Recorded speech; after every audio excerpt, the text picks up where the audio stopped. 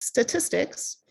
And our local MLS is called Barry's, and that serves most of the Bay Area, but not San Francisco. They have their own.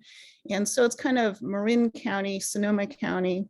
And in the statistical data, they compare the median home price and average home price over the last 21 years. This goes back to 2000. And so what we're seeing, the median, if for those of you that are not familiar with what a median price is, it is not quite an average. You basically toss out the low and the high of each of the numbers until you get to the one kind of in the middle. It's so you're throwing out the highest and the lowest until it gets to that median price. The average is just dividing the total by the number of sales. So it's a little different, but we're approaching the 700,000 median price in this statistic. And these were the number of units that were sold in, again, the whole MLS over those last, this is since 2001. And you can see they're kind of all over the place. And this year, 18,000 homes were sold in the MLS. Interesting statistic here.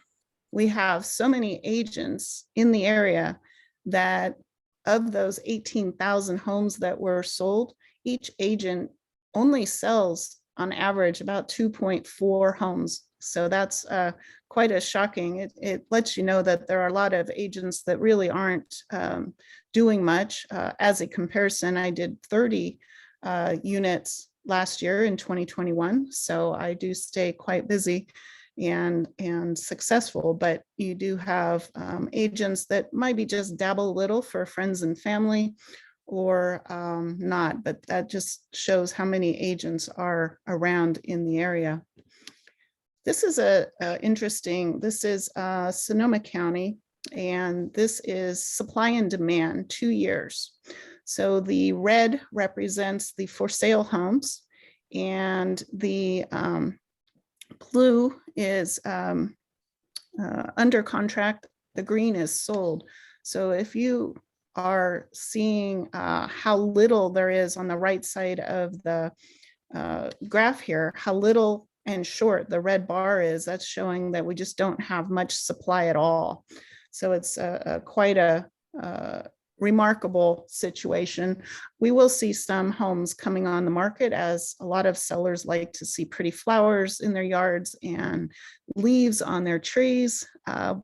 So they say, I'll put my home up in the spring. What that does, and since they're not the only one thinking that, it brings a lot of competition against them. So it's sometimes better not to put your home in the spring. And right now we're seeing that winter is a terrific time to throw the home on the market and watch it get sold. This was kind of, I did not create these. I thought it was kind of funny. This is what we do. So it wasn't quite grammatically correct. But basically we know that we're not really in a bubble right now, because the supply and demand is what's driving the prices up. So since prices are still going to go up, it's basically a good time to buy now before prices are even higher. And so I want to tell you a little bit of a story. Now that we've talked about what the market's doing, I want to, where's my cursor? There it is. I want to introduce you to Jeff. Jeff was a client of mine, is a client of mine, and he was not finding what he wanted in the market. We looked at homes, and this was probably about 3 months ago.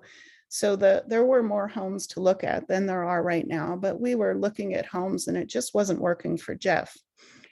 And he did not live locally. He lived in the San Francisco area. And it was he and his wife, Teresa, and we continued to look. And he said, you know, these aren't really cutting it for me. You know, I really want something with a view, and I want this size house. And I'm not seeing it, Jolene. And I said, huh. So I put all the pieces together of everything that he was looking for. And I remembered that this house was actually going to be coming on the market by a colleague of mine. The colleague had mentioned it maybe a year past, and it never came on the market. And so I called up the colleague. I said, hey, is your client still going to be selling this house? Because I think I have a perfect buyer for it. Well, it turns out, she says, well, yeah, in fact, my seller is looking at offers tomorrow, and we already have 2 offers. I said, well, you're not putting it on the market? And she said, no, the seller really didn't want people coming through the house with dirty shoes, or just having the problem of having the house ready to show every day. She just wasn't too interested. So we scurried. I got Jeff and his wife here. We saw the house that afternoon and put in an offer that the seller couldn't refuse. We allowed the seller to stay put for 2 months for free, so that she could then find out where she was going.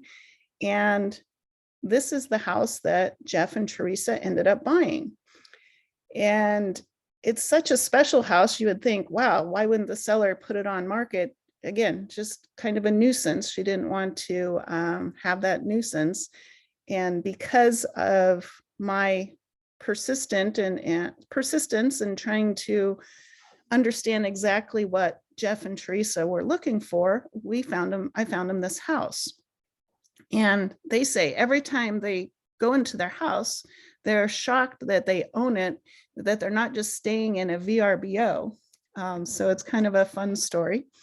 And this Jeff put up on several variations and several sites on my behalf.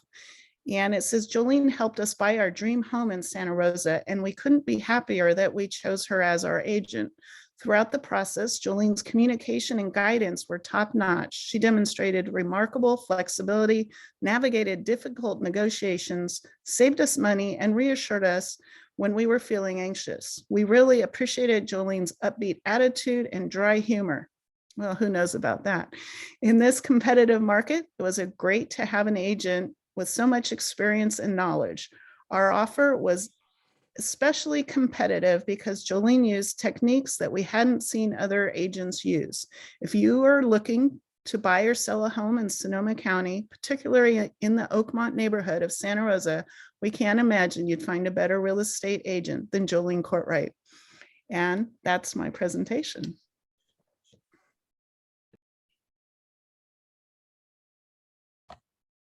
All right.